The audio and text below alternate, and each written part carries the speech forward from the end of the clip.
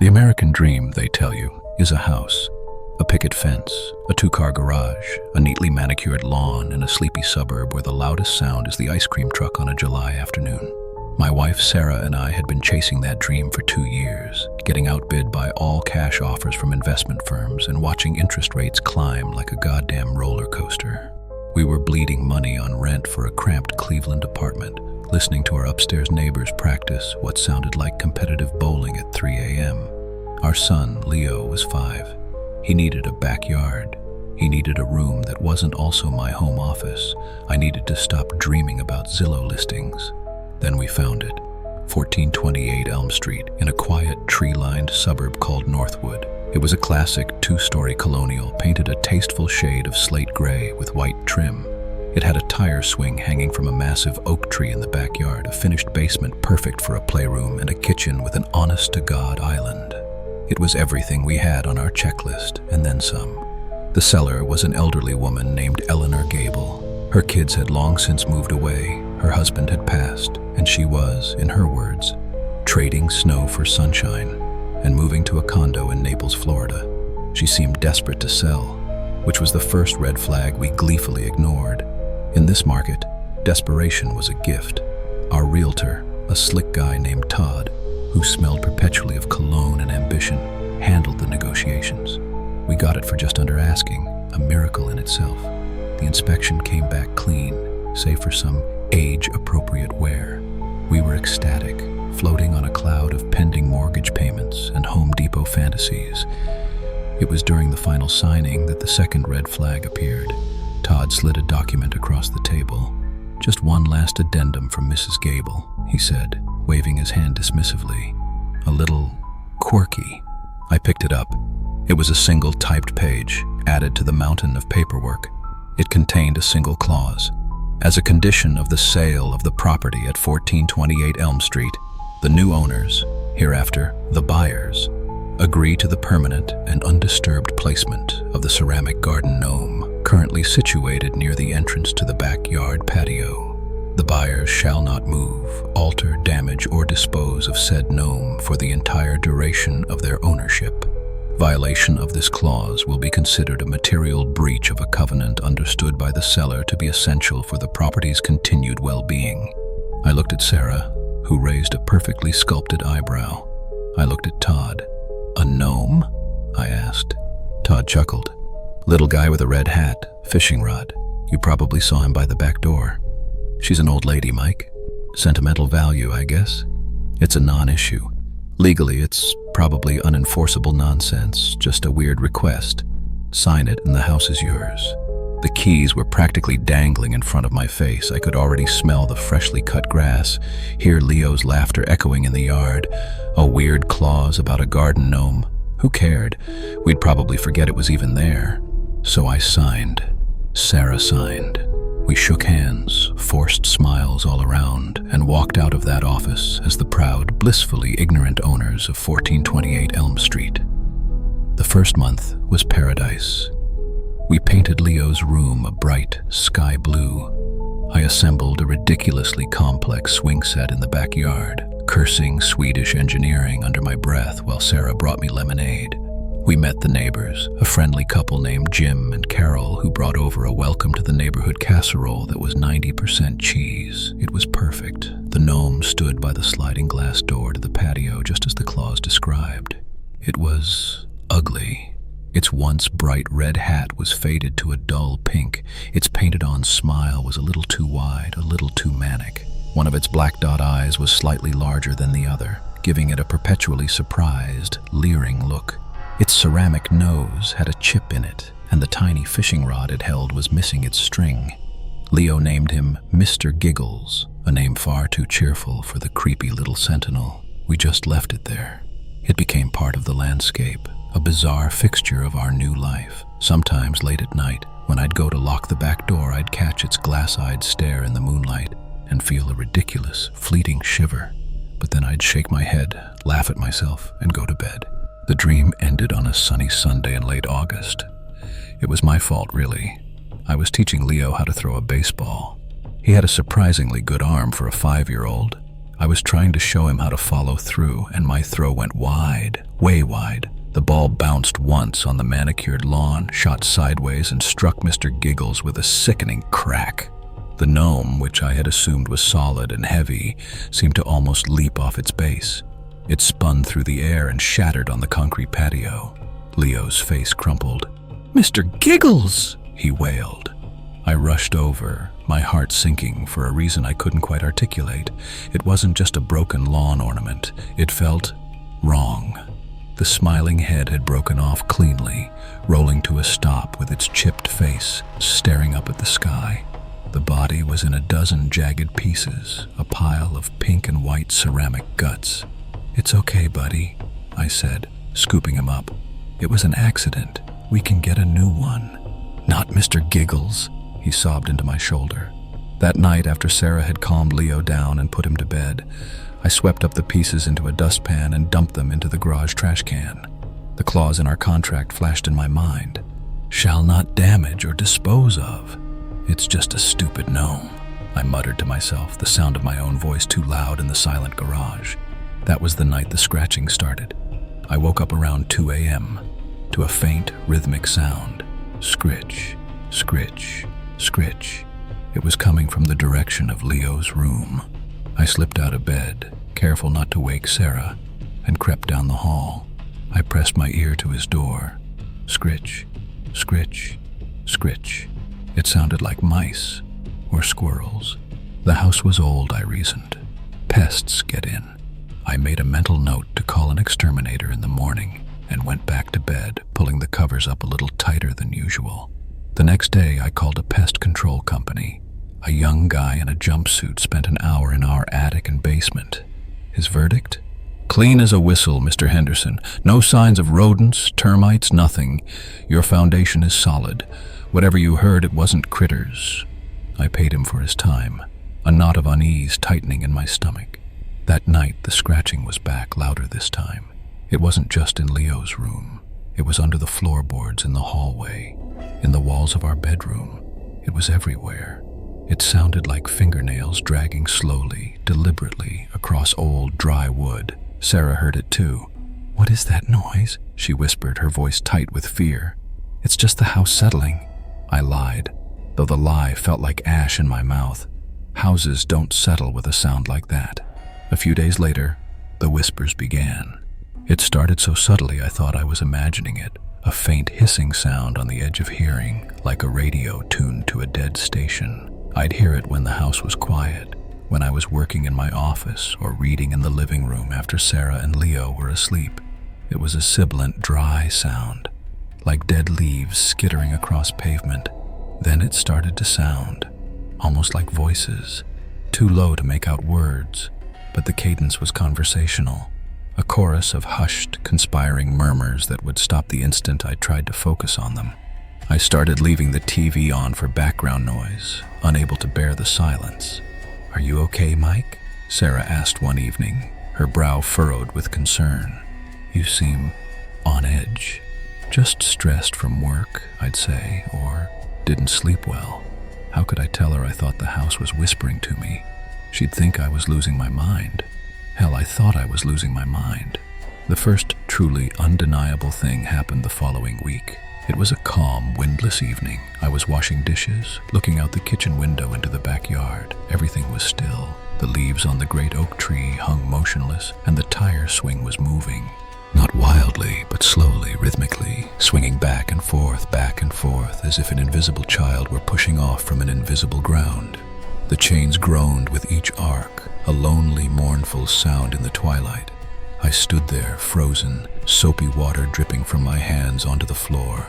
I watched it for a full 5 minutes, a cold dread seeping into my bones, chilling me more than any winter wind ever could. It didn't stop until I looked away. When I looked back, it was perfectly still. That's when I knew this wasn't in my head, and it wasn't mice. The real terror began when it started focusing on Leo. He started talking about his new imaginary friend. This is normal for 5-year-olds, I know.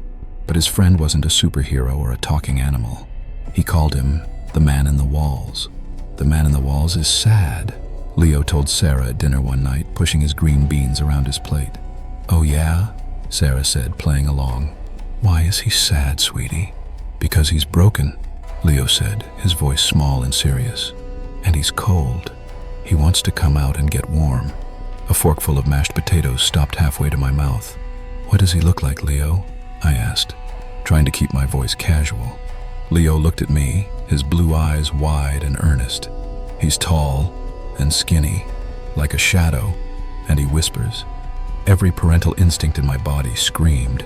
I felt a primal, protective rage mixed with sheer, unadulterated terror. After we put Leo to bed, I told Sarah everything. The scratching, the whispers, the swing. I expected disbelief, maybe an argument. Instead, I saw the same fear that I felt reflected in her eyes.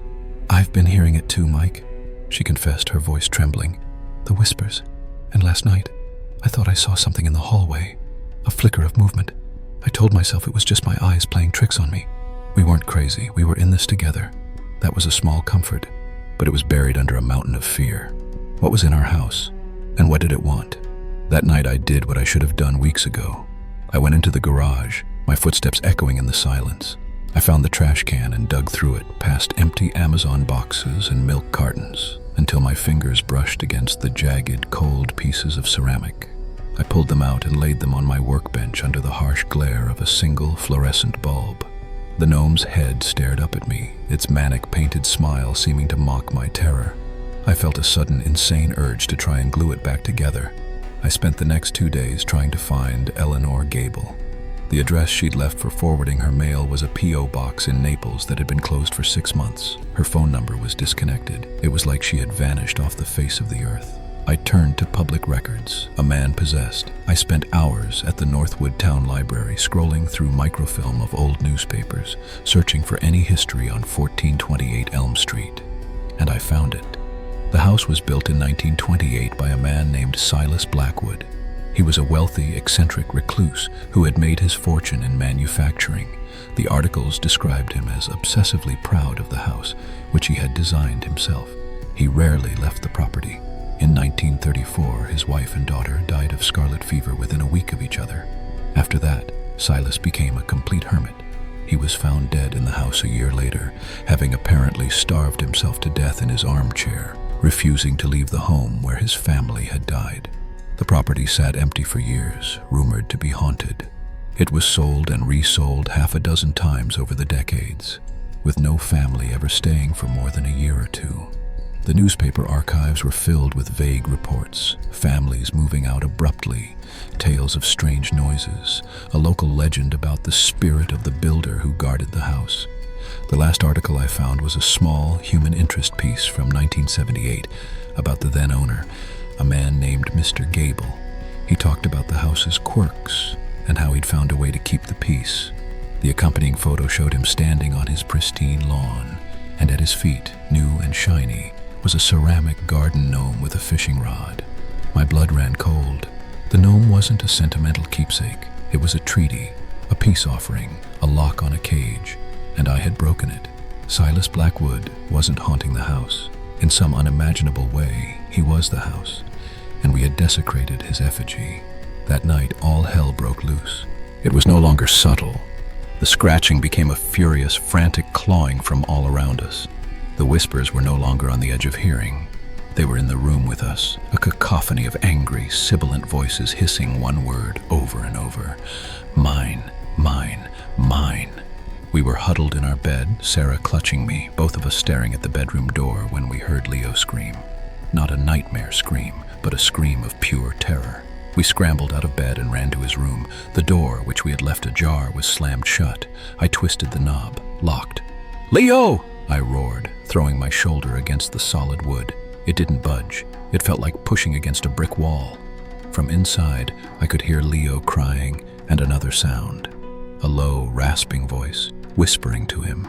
I couldn't make out the words, but the tone was a horrifying parody of a soothing lullaby. "Stand back," I yelled to Sarah. I kicked the door once, twice, the wood groaning in protest. On the third kick, the frame splintered and the door flew open.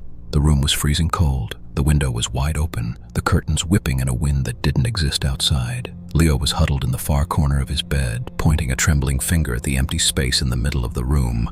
"He was here!" Leo shrieked. "The man in the walls! He's mad about Mr. Giggles!" Sarah scooped him up while I slammed the window shut. As I did, I saw it. For a split second, reflected in the glass, I saw a figure standing behind me in the room. A tall, impossibly thin man, his form wavering like heat haze, his limbs too long, his head cocked at an unnatural angle. I spun around, and there was nothing there but the cold, empty air. "We're leaving," I said, my voice a ragged command. "Now, pack a bag, just essentials. We're going to a hotel." We worked in a panicked frenzy, throwing clothes and toiletries into suitcases. The house fought us. Lights flickered on and off. Doors slammed shut down the hallway. The whispers grew into a low growl that seemed to vibrate through the very studs and joists of the building. We herded Leo, wrapped in a blanket, toward the garage. I pressed the button for the automatic door. There was a grinding sound and then silence. It wouldn't open. I tried to lift it manually. It was like it was welded to the floor. "The front door!" Sarah yelled. We ran to the front of the house. I fumbled with the deadbolt, my hands shaking so badly I could barely fit the key. I turned it, pulled the door, and it opened onto a wall of solid blackness. Not night, not shadow. A thick, impenetrable void where our front lawn should have been. The growling of the house intensified, a triumphant, hateful sound. We were trapped. The American dream had become our tomb. The house didn't want us to leave. It wanted us to stay forever. Like the Gables, like Silas Blackwood. "The gnome," I breathed, the realization hitting me with the force of a physical blow. "I have to fix the gnome." "What?" Sarah cried, holding a terrified Leo. "The peace treaty! I broke it! I have to put it back together!" It was a madman's logic, a desperate prayer in the face of the abyss, but it was all I had. "Stay with Leo. Lock yourselves in the bathroom, don't open it for anything," I commanded, trying to project a confidence I didn't feel. I ran to the garage. The door from the kitchen slammed shut behind me, the sound like a gunshot. I was alone in the dark. I fumbled for the light switch. Nothing. The whispers were all around me, coiling in the darkness, slithering into my ears. "You broke me. Now you stay." I used my phone's flashlight, its beam cutting a pathetic swath through the oppressive gloom. I found the workbench, the broken pieces of Mr. Giggles still lying there like the remains of a sacrifice. My hands were shaking uncontrollably. I remembered a tube of super glue in the junk drawer. I scrambled to find it, my breath catching in my throat as a stack of paint cans crashed to the floor behind me, thrown by an unseen hand. I found the glue. I began the insane task of piecing the ceramic horror back together. It was like performing surgery in the middle of an earthquake. The house shuddered and groaned. The temperature dropped until I could see my own breath. The whispers coalesced into one deep, guttural voice that seemed to come from right behind my ear. "This is my house." I ignored it, focusing on the broken pieces. The base, a piece of the body, a ceramic arm. My fingers were numb with cold and slick with glue. I could feel a presence looming over me, a weight of pure malevolence pressing down on my soul. I didn't dare look up. "You will be part of the walls?" I found the head. The manic, smiling face was the last piece. I squeezed a line of glue along the broken neck and pressed it into place, holding it steady as the shadowy form behind me seemed to lean closer, a wave of graveyard cold washing over me. I felt a phantom touch on my shoulder, skeletal fingers brushing against my shirt. I held the head in place for what felt like an eternity, and then silence, absolute, deafening silence. The groaning stopped, the whispers vanished, the oppressive cold receded. The single fluorescent bulb above my workbench flickered once, twice, and then hummed to life, bathing the garage in sterile white light. I let go of the gnome. It was whole again, albeit scarred with a web of superglued cracks. Its leering smile was unchanged. Slowly, I turned. The garage was empty. I walked to the door leading back into the house. It opened easily. The lights were on. The house was quiet. It felt dormant, asleep. I ran to the bathroom. "Sarah, it's me!" I yelled. The door creaked open. Sarah looked at me, her face pale and tear-streaked. Leo was asleep in her arms, exhausted by terror. We didn't talk. We didn't pack. I grabbed the car keys. We walked to the garage door. I pressed the button. It rumbled open smoothly, revealing the quiet, suburban night outside. I carried the crudely repaired Gnome with me, my hand wrapped around its ceramic body. I placed it gently back on its spot by the patio door, its chipped face and cracked neck a testament to my trespass. I didn't know if it would hold. I didn't care. We just had to get out. We got in the car. The engine started on the first try. I didn't look back as I peeled out of the driveway, away from 1428 Elm Street, away from our shattered American dream. We're in a motel 60 miles outside of Cleveland now. It's anonymous and smells of stale cigarette smoke and desperation, and it's the safest I've felt in a month. We lost everything: our down payment, our belongings, our sanity. The bank will foreclose. Some other family will find the listing. They'll see the beautiful colonial, the big backyard, the perfect neighborhood. Maybe they'll even think the cracked, ugly gnome by the back door is a charming little quirk. I hope for their sake that their kid has a better arm than mine. Because we didn't just escape a haunted house. We escaped the ghost of a man who loved his home so much he became it, and he's always looking for a new family to move in, permanently.